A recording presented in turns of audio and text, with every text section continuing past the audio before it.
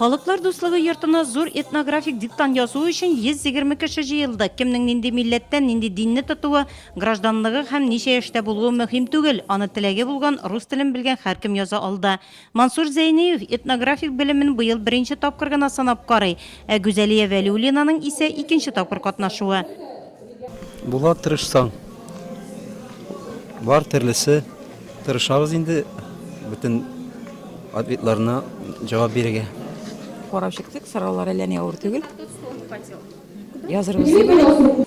Диктант язу өчен 45 минут бирелде. Бу вакыт эчендә 30 тест биремен үтәргә кирәк. 20 сорау уртак федераль, ә 10-сы төбәктә яшәүче халыкларның көнкүрешенә, гореф-гадәтләренә, йолаларына кагылышлы иде. Иң беренчеләрдән булып үз эшен Юрий Будяшкин тәмамлады.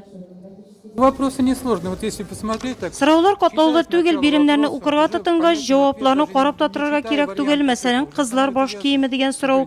Сорау әле тәмамланмаган, җавапны инде беләсең. Мин беренче тапкыр катнашам бүген, әмма киләсендә дә ниyatlәп торам катнашырга. Закончился еще, уже знаешь ответ.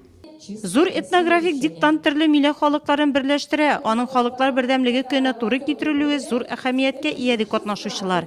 Халыкларның бердәмлеге көне безнең Россия Федерациясендә яшәүче халыкларның дуслыгын беркетә дигән сүз инде.